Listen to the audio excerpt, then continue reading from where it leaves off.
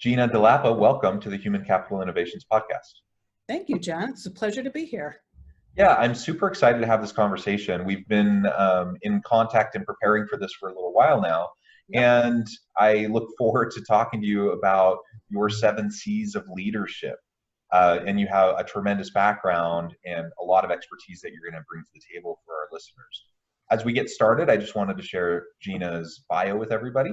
Gina DeLapa is the president of Thriving Cultures LLC and the author of Thriving at Work. Make your mark, lead with confidence, stomp out drama, get home by 6. As a university career counselor, Gina DeLapa noticed an unsettling trend. The university was helping graduates get jobs, but not preparing them to succeed once on the job. Gina left the university, became certified as a corporate etiquette consultant from the prestigious Protocol School of Washington in Washington, D.C., and began helping companies teach professional etiquette to new college hires. She has since expanded her reach to help companies create thriving cultures at every level, from college intern to CEO. When every team member works from a leadership mindset, performance increases, drama decreases, and culture becomes a competitive advantage. As a speaker, trainer, and coach, Gina has successfully taught both the mindset of leadership and the skill set. Known for her ability to connect with audiences at every level, Gina has inspired audiences nationwide, from Moss Adams on the West Coast to the Deutsche Bank on Wall Street. From the better part of 10 years, Gina has also served as a sought-after adjunct faculty member in the graduate counseling program at the University of San Diego, where she earned a master's degree in counseling with an emphasis in career development. Gina credits her parents for putting her to work starting at age 10 in the family pizza business. Growing up in an entrepreneurial family taught her how to see company culture through the dual lens of employer and employee. So that's amazing. What a great background. I love really everything that you're about. And I also, we share a piece of commonality as we were raised. I started working at the age of 10 as well. But we had a series of, not as anything as grand as a family business, but we had family paper routes. And so I started at the age of 10 helping get up early in the morning on the family paper routes. Oh, that's funny, John. We should compare notes on salaries, because I'm pretty sure you would best me on. I still tease my parents. They paid me 50 cents an hour. Like, my first paycheck was $3. Like, that's 6 hours, which for a 10-year-old, that's a big chunk of my life, you know. But I'm fortunate to have 3 older brothers, so all the paper routes went to them.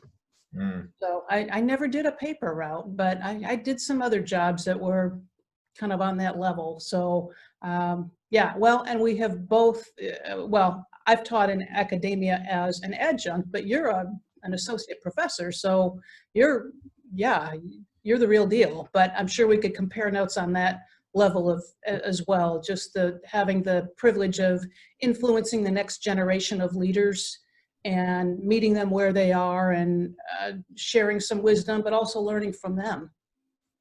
Absolutely. And I do love academia. I love being at the university. I love teaching. I love the energy of the university space, even though it's a little different right now due to COVID. Right. But that's all so much fun. But I also like the practitioner side of things. And so we share that in common as well, where we get to do the academic stuff, but we also get to do the practitioner stuff and help real people and real organizations, learn to thrive and to be more effective. So that's what gets me up in the morning. Yes, and my guess is that your practitioner side supports the academic side and makes you more effective in that realm, and vice versa, that the two are somewhat mutually implicative. Absolutely. Yeah.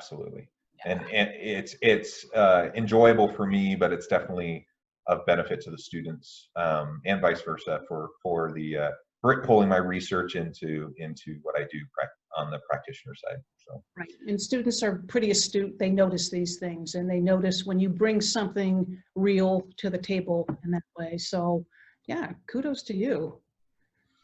Well, so, such an interesting background. I'm wondering if, as we get started and before we really launch in, we can talk a little bit more about your book and the 7 C's of leadership.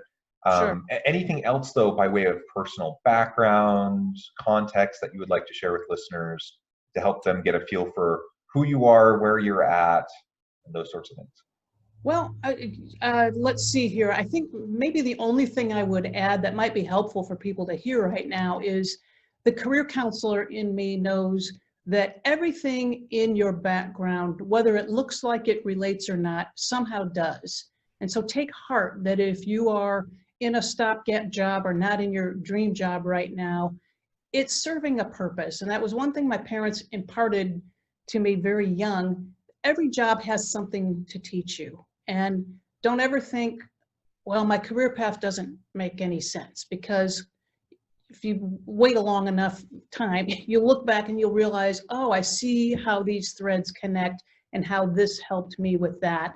I could give you a lot of examples of that, but I would rather have listeners reflect on their own career path and take some time to connect the dots, because they are there and they do connect. And I hope that gives listeners some added hope for these incredibly uncertain times.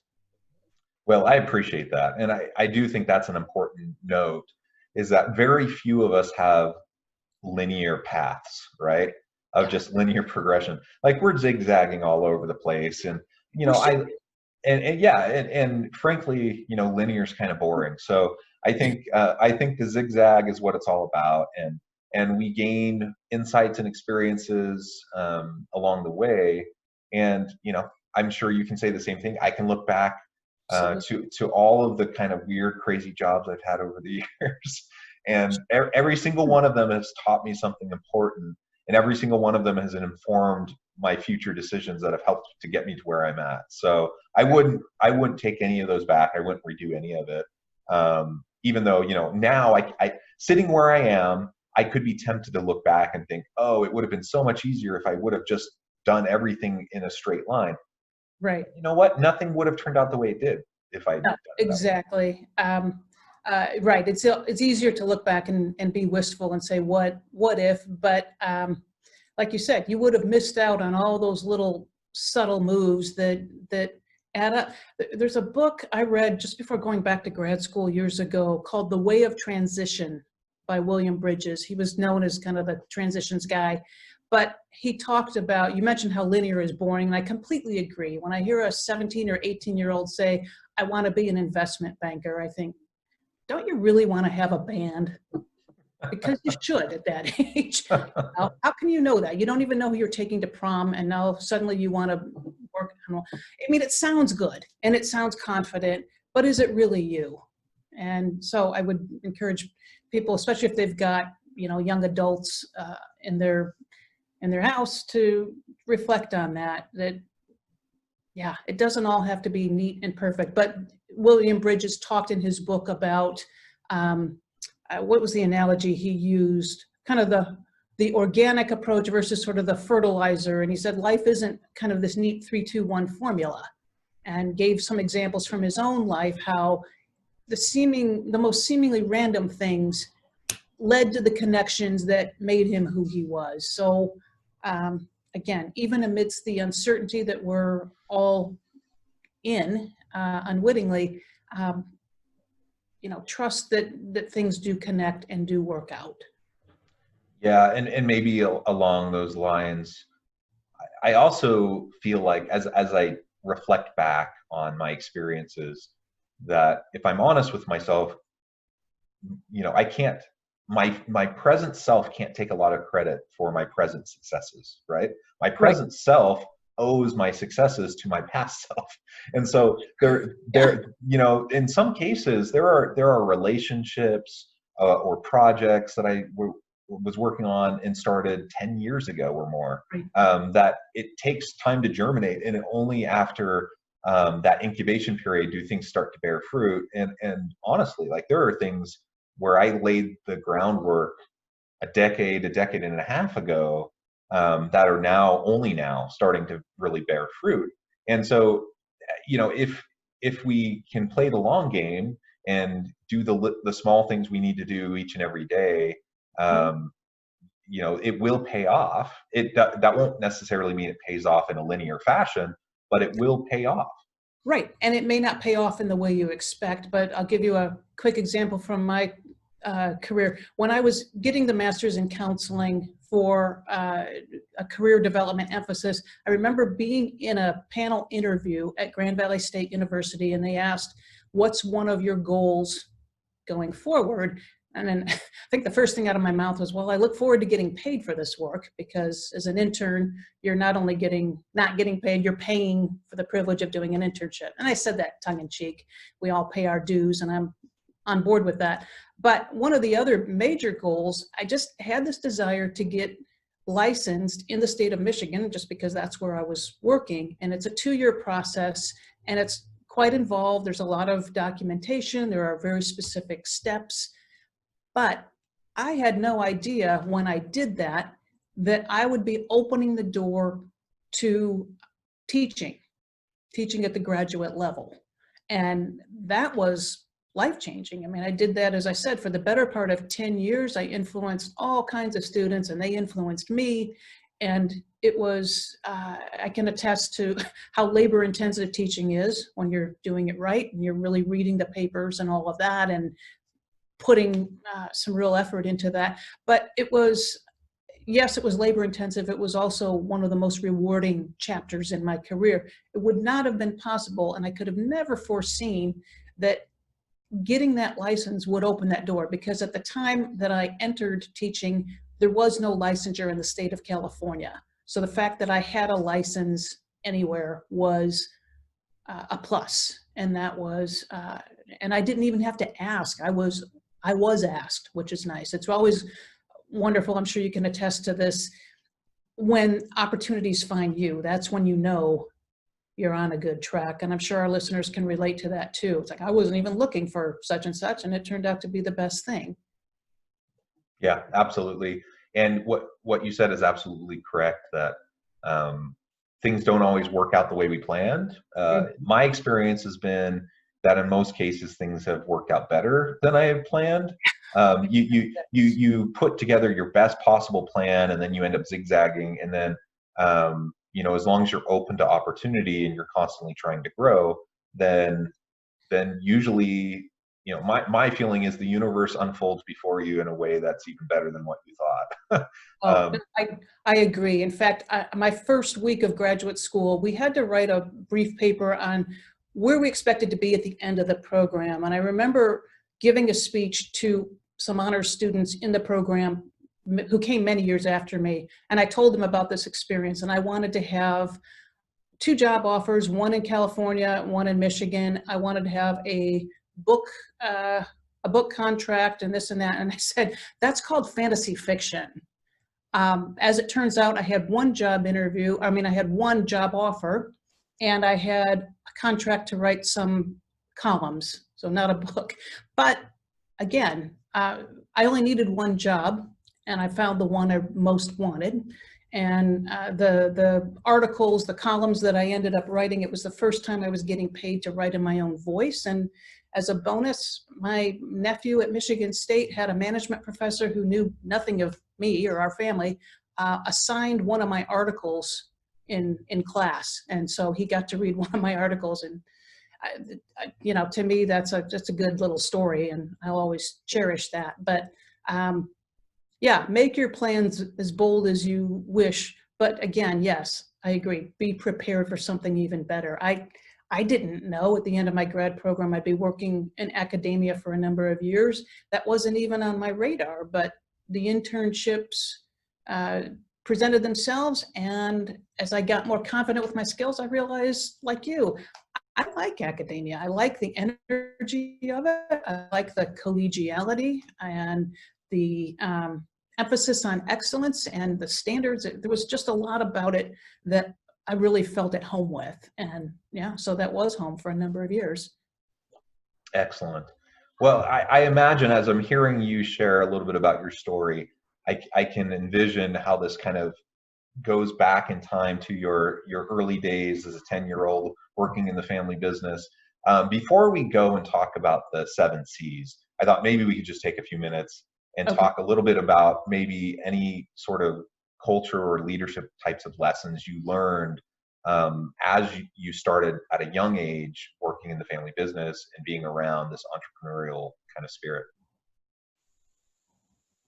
Yeah. Just again, quick background for our listeners. So as I mentioned, or I think you mentioned in the bio, my parents started a pizza business, a takeout pizza business in the family garage. And this was actually a couple years before I was born. So from my earliest memories are at the breakfast table and the dinner table, hearing nightly or morning little mini seminars on some form of employee engagement. We didn't use that term, of course, but we heard about the hirings and the firings. And I remember the first time I heard about a firing, I was 5 and I was terrified.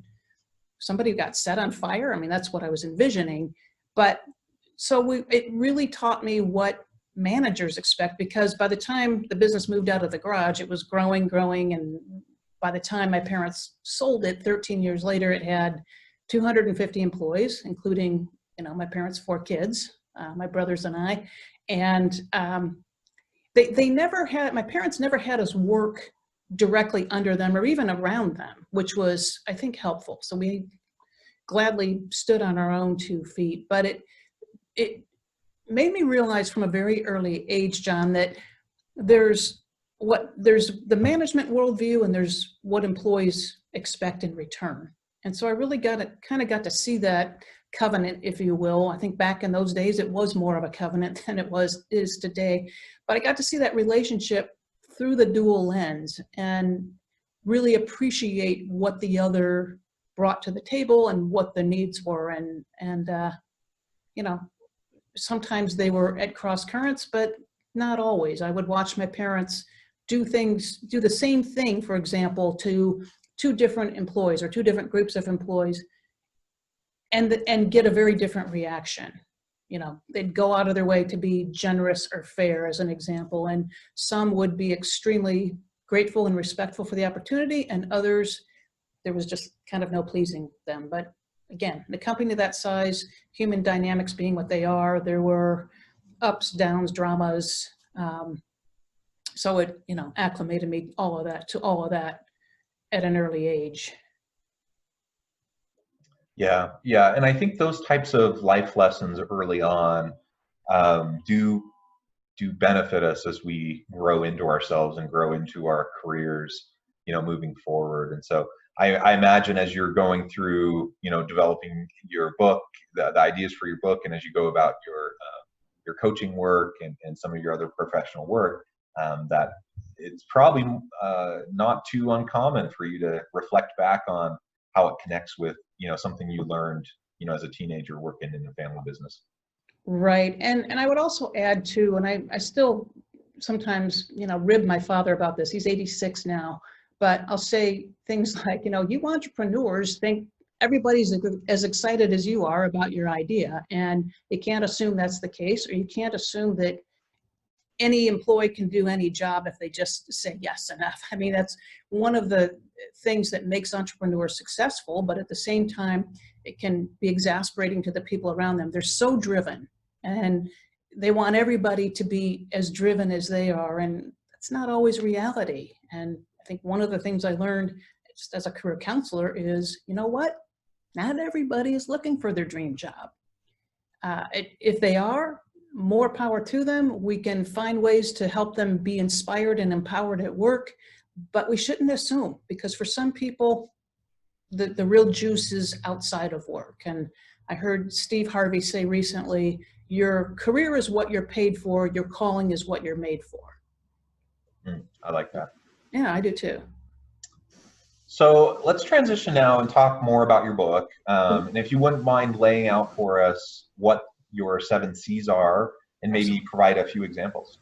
Sure. Okay. So the 7 C's are character, competence, courage, confidence, communication, class, and credibility. And the nice thing about credibility is if you do 1 through 6, character, competence, courage, confidence, communication, class, you will have credibility in pretty much everything you do. But as you can imagine, John, most or all of these are really being tested right now. And I think especially courage, just because there is so much uncertainty and managers are seeing much more intimately, do I trust myself to lead during this time? Do I trust my staff to work at home and do what they are supposed to do? I hope the answer is yes. If it is, that means you've done your work as a manager. You've instilled and cultivated those things in your team. If you don't trust, and unfortunately, I've heard of some managers who don't, that's an invitation, I would say, to look within yourself and say, why is that? And what needs to change? And what part of this problem is mine? Start there. But yeah, so I mean, I wrote this book, in 2018, so before COVID, obviously, but I think COVID is just taking the need for these 7, and it's not changing them, but it's greatly turning up the volume. Yeah, absolutely. And I think of that credibility element, and really all of your C's. I mean, none of them are, rocket science. It's all fairly straightforward. In some cases, we might even be tempted to say common sense, but the problem is it's whether someone knows it, conceptually or not. Mm-hmm. The practice of it is sometimes easier said than done, right? Because we recognize the need for these things. It's not super complicated, but it takes concerted, consistent, sustainable effort over time. And that's where a lot of it falls short for many managers or leaders. Right, I agree. These do not require advanced degrees or a degree at all. But yes, it does take, as you said, conscious effort and empathy, really seeing things through the lens of the other. So if you have to give constructive feedback, or if you have to do layoffs, which are unfortunately a big reality right now, if you can simply look at it through the lens of the person on the other end to say, how am I getting this message across? Is it giving that person their full dignity, their full respect, or am I taking the easy way out to make myself comfortable? I mean, these days, nobody expects the news to be great all the time, but control what you can. You can be transparent. You can be mindful of the timing. So, you don't give horrible news on a Friday night. I wouldn't. Just kind of leaves them with nothing to do but ruminate all weekend, and maybe who knows? You know what I'm saying? I read this recently, and I agree. If you've got to let someone go, as an example, do it earlier in the week so that they've got some time to hit the ground running if they want, or explore other options. They're not just, you can't get much done on a Saturday or a Sunday.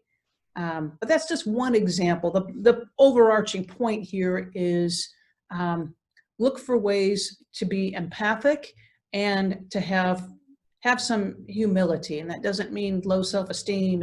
I think it was C.S. Lewis who said, humility is not thinking less of yourself, but thinking less about yourself. Yeah. So yeah, it does. It just takes effort, and again, but if you resolve, I'm going to lead with confidence and class, many of the other things will fall into place. Yeah, absolutely. And ultimately, it's about developing trust with your people, right? And that then builds into all of the areas that you mentioned that are fleshed out in your book. And we need good leadership right now. The world needs good leadership. Your organization needs good leadership. So for anyone listening, I would encourage you to check out Gina's book, glean some really great ideas from it, and see, what can you do to shift some behaviors and some ways you interact that might have a positive impact on your people and your team as a whole, to help lift everybody. Everyone right now needs a lift, and we have that capability within us. Yeah, we do, and it doesn't take much. The smallest gestures can mean the most, but